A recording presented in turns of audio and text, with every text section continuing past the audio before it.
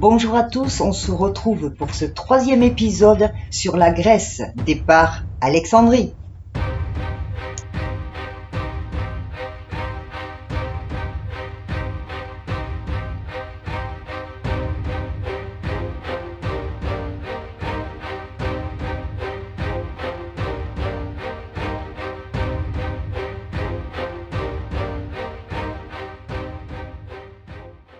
Après avoir libéré l'Égypte de l'occupation perse, Alexandre le Grand se tourne vers le delta du Nil.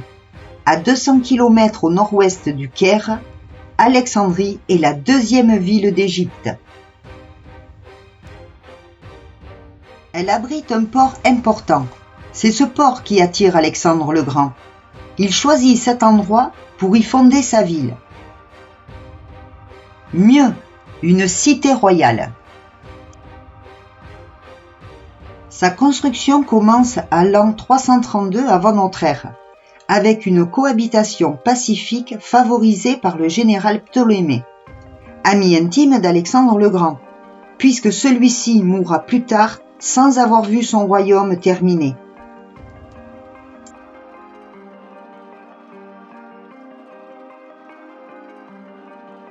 Pas plus que sa bibliothèque qui l'a rendu célèbre. C'est donc ici que se trouvait le plus grand centre culturel du monde. C'est ici que l'homme découvrait la dimension de l'univers et le nombre des étoiles. Il y avait des jardins, des laboratoires, des écoles de médecine, mais surtout une bibliothèque de plus de 500 000 ouvrages, qui a formé les esprits les plus brillants que le monde ait jamais connus. C'est ici même qu'ont été semées les graines de notre culture. Le plus surprenant, c'est qu'elle a été en activité durant plus de 6 siècles. La fondation de la bibliothèque d'Alexandrie est considérée comme le début de l'histoire moderne. C'est le premier centre de recherche au monde. Alexandre choisit cet endroit car à la Méditerranée, l'île Pharos, le Nil tout proche, en faisait un point fort. Une base navale idéale. La baie permettait à toutes les nations d'y accéder facilement. Les échanges commerciaux et culturels pouvaient s'y développer. Alexandrie était idéalement bien située pour devenir un grand centre culturel et économique. Mais pourquoi ce guerrier d'Alexandre le Grand voulait-il fonder une bibliothèque ? Je pose la question quand même. Longtemps avant son entrée en Égypte, des générations de Grecs s'étaient déjà confrontées aux énigmes de l'existence. Les hommes commençaient à déchiffrer le monde. Ces recherches étaient d'une haute importance. En Grèce, Athènes était le cerveau de la civilisation grecque. Les Grecs colonisent toute la Méditerranée. Ils naviguent partout où leurs bateaux peuvent les mener. Partout où ils vont, ils implantent leur langue et leurs traditions, même s'ils sont attachés à leurs idées et leurs racines.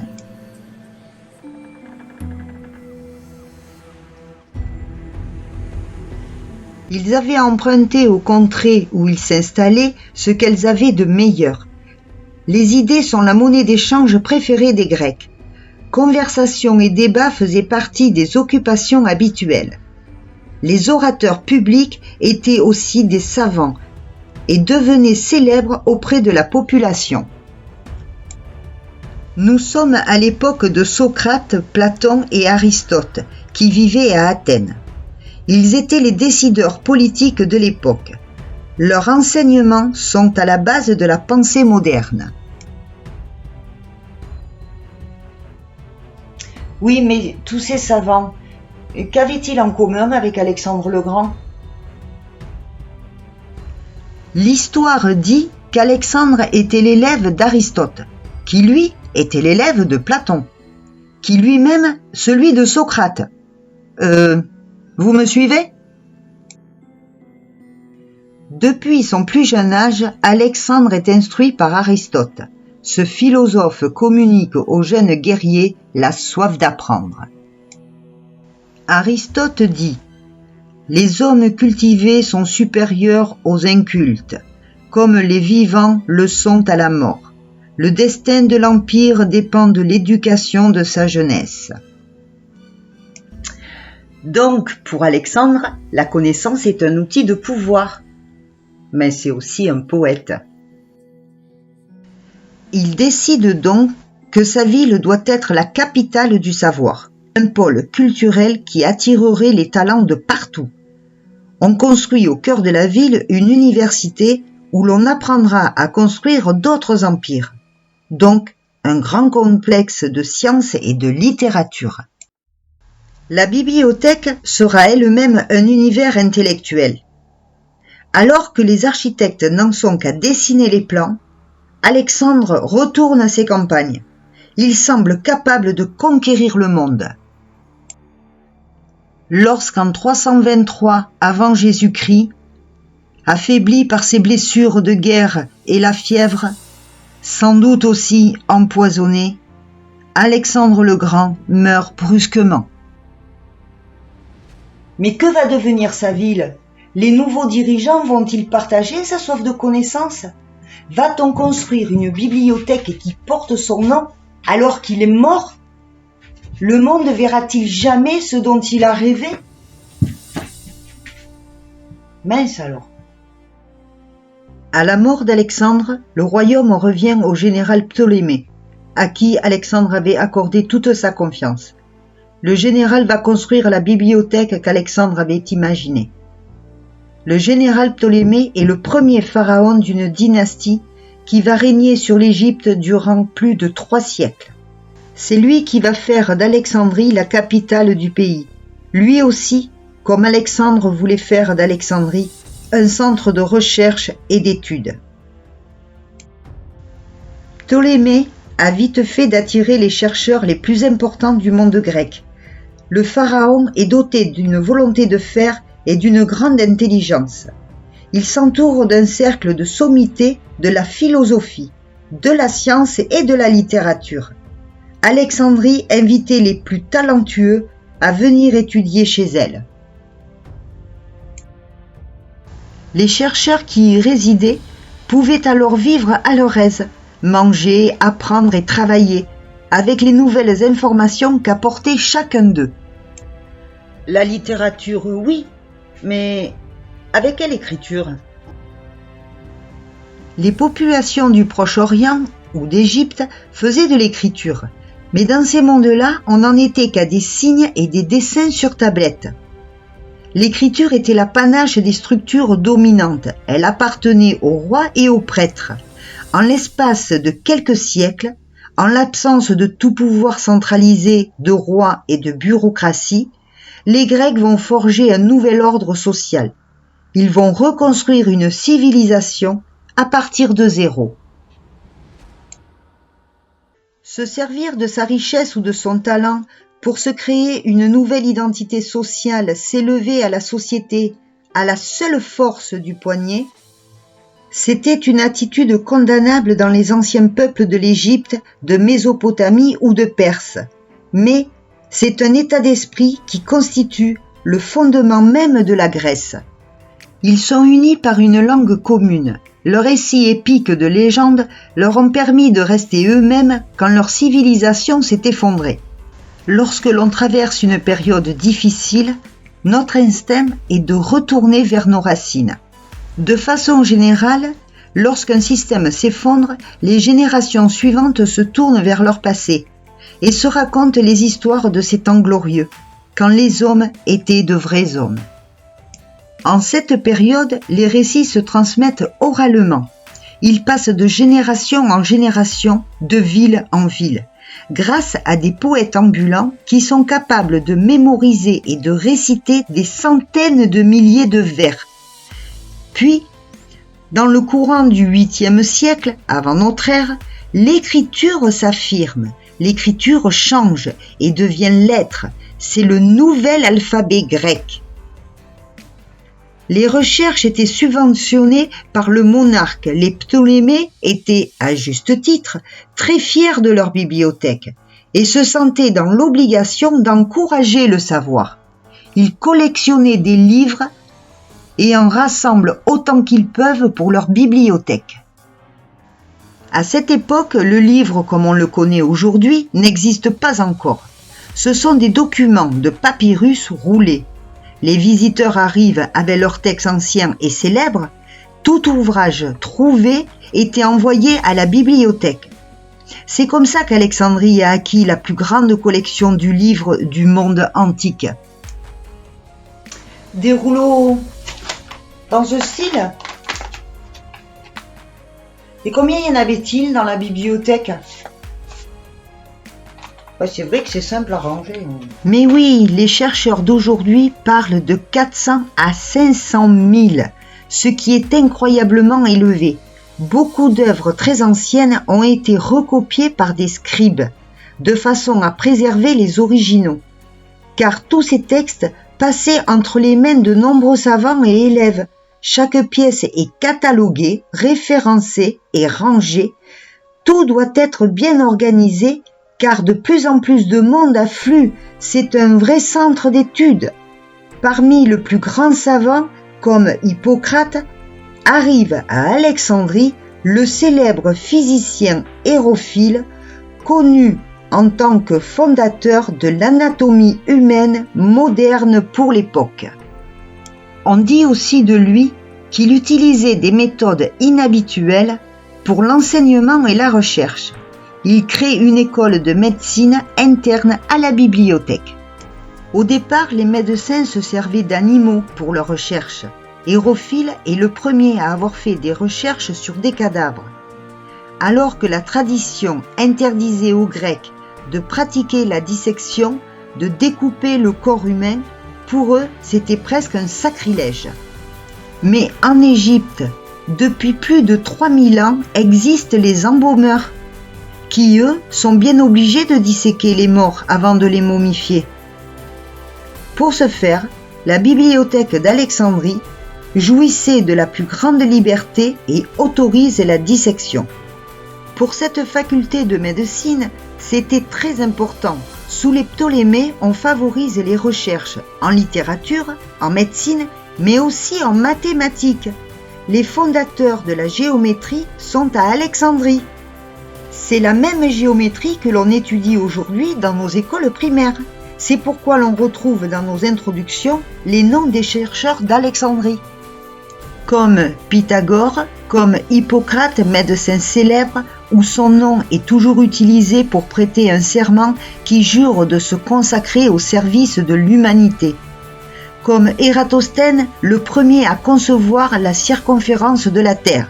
Certes, comme on nous l'a appris à l'école, c'est Christophe Colomb qui a prouvé le premier que la Terre était ronde. Mais les Grecs le savaient bien avant lui. Socrate, dans un de ses dialogues, dit « Quand nous décrivons la Terre, nous savons que c'est une sphère, suspendue dans les cieux. » Donc, il savait que la Terre était ronde. Mais bien entendu, mais à l'époque, la question était « Quelle dimension fait-elle » Ah, la voix, tu le sais toi ? La dimension... Oui, c'est en observant les ombres projetées à Alexandrie et dans une ville du sud de l'Égypte, le même jour à midi, puis en faisant des calculs à partir de la différence de taille entre les deux ombres et la distance entre les deux villes, Ératosthène parvient à déterminer la circonférence de la Terre. Il affirme qu'elle est d'environ 39 775 km. Et ce qui est incroyable, c'est qu'il avait raison, à 350 km près. Mais c'est pas mal quand même. Archimède vient en visite à Alexandrie. C'est peut-être le plus célèbre de tous les mathématiciens de l'Antiquité. Il étudie ce que l'on appelle aujourd'hui la physique. On se réfère encore sur le principe d'Archimède sur le déplacement de l'eau. Et c'est en découvrant la solution au problème qu'Archimède s'écria « Eureka !» ce qui signifiait à l'époque « J'ai trouvé ». Mais revenons à la médecine, à Alexandrie et sa bibliothèque. Il s'agit d'une jeune femme qui va braver tous les dangers pour arriver à réaliser son plus grand rêve. Le général Ptolémée a fait d'Alexandrie la capitale du savoir, avec sa grande bibliothèque. Mais ce savoir n'est pas accessible à tous. En effet, il est interdit aux femmes. Agnodicée est une jeune femme qui vit avec son oncle architecte travaillant sur un chantier de la ville. Cette jeune femme a un rêve, étudier la médecine. Mais voilà, l'on refuse l'accès du savoir aux femmes. Agnodicée décide de prendre, pour l'époque, un risque condamnable. Elle va prendre l'apparence d'un homme. Et la voilà qui coupe ses longs cheveux, enfile des vêtements d'homme. Son oncle tente bien de la faire changer d'idée, mais en vain.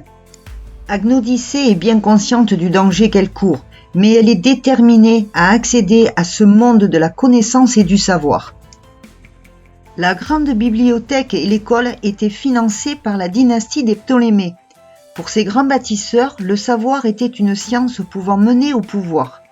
Le Sérapéum est le plus grand temple du savoir, emplacement stratégique à l'extrémité du territoire d'Alexandrie, bordé d'un mur appelé le mur arabe, empêchant quiconque de pénétrer dans cet endroit. Il fallait passer par une porte où l'on devait s'acquitter d'un droit de douane pour accéder au territoire d'Alexandrie. Parmi les grands comme Hippocrate, il y avait le célèbre physicien grec Hérophile, enseignant à Alexandrie. Connu en tant que fondateur de l'anatomie humaine, on dit aussi de lui qu'il utilise des méthodes inhabituelles d'enseignement et de recherche. Celui-ci a été le premier à découvrir que la pensée et les sentiments prennent place dans le cerveau, que le sang circule à travers le corps. Ces connaissances, il les a acquis en faisant des autopsies sur des cadavres humains.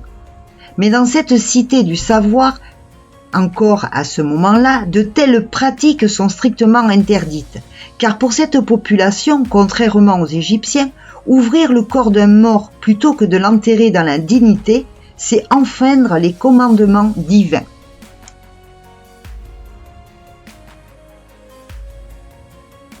Agnodicée, déguisée en homme, est prête à affronter ce monde. Son astuce sera-t-elle convaincante? Sa curiosité étant plus forte que sa peur, elle ose se mêler au cercle des élèves d'Hérophile. La voilà qui pénètre dans la grande bibliothèque, si riche de documents et de savants, une mine de connaissances. Hérophile commence à ouvrir ce cadavre allongé sur la table. Soudain, Agnodicée se sent mal. Si son identité est découverte, elle risque l'humiliation publique et la disgrâce. Peut-être pire encore, la fin d'un rêve. Agnodicée fait un malaise. Elle doit oublier son rêve et retourner à Athènes. Mais son destin va en décider autrement. Au chantier de son oncle, voilà qu'une section d'échafaudage vient de s'effondrer. Son oncle est dessous et gravement blessé. Agnodicée, prévenue, accourt le plus vite qu'elle peut. Sa réaction témoigne alors d'un grand savoir-faire. Non seulement son instinct la guide, mais elle maîtrise avec talent les bases de l'intervention médicale d'urgence. Son oncle est sauvé et soigné par ses soins, mais pas sans conséquences. Pour se disculper, Agnodicée se vit alors contrainte de révéler son sexe devant les juges de l'aéropage. Elle enlèvera sa tunique et montra qu'elle était bien une femme. Les juges l'accusèrent de violer la loi athénienne en pratiquant une branche de la médecine interdite aux femmes. Agnodicée risquait une lourde condamnation, mais la reconnaissance et les intérêts personnels poussèrent les épouses des principaux citoyens à s'unir pour prendre sa défense. Elles crièrent haut et fort qu'elles préféraient se laisser mourir plutôt que de recourir à un médecin homme. Contre toute attente, les magistrats acquittèrent Agnodicée et lui permirent de continuer ses études de médecine à Alexandrie. Elle est devenue la première femme à étudier la médecine ouvertement. À la fin de ses études, son oncle lui offrit sa première trousse de médecins. Les patientes affluèrent à son cabinet, tant et si bien que les autres médecins en furent jaloux. Elle pratiquera la médecine avec succès durant de longues années. En ce qui concerne la bibliothèque d'Alexandrie, nul ne se doutait qu'un tel trésor ne survivrait pas. En effet, en 639, soit près d'un millénaire après sa construction, un incendie ravagera la bibliothèque. De la légendaire bibliothèque, il ne reste que le Sérapéum, retrouvé au cours de fouilles récentes. Des édifices et de formidables prouesses technologiques auront fait d'Alexandrie la plus belle ville de l'Antiquité. La plus grande contribution des Ptolémées est probablement d'avoir favorisé le développement de l'esprit en y accueillant des penseurs venus de partout. Cette ville nous a légué un héritage de connaissances qui encore aujourd'hui continue d'éclairer l'humanité. Et bien voilà mes chers frisons, c'est la fin de ce 3e épisode sur la Grèce. Logiquement c'est le dernier, à moins que en aparté j'ai d'autres choses à raconter intéressantes sur la Grèce, mais ça on verra. Toujours est-il que là je vais continuer à avancer avec l'art roman. Donc on va voir l'art roman, n'oubliez pas que les Romains vivaient à la même époque là. Ce que l'on vient de voir ensemble, c'est une période où ils vivaient tous ensemble, ces générations, que ce soit romains, égyptiens et grecs. Voilà, je vous fais plein de gros bisous. N'oubliez pas de faire galoper les algorithmes et partager à d'autres si ça vous a plu. Merci beaucoup, je vous dis à très très bientôt. Ciao.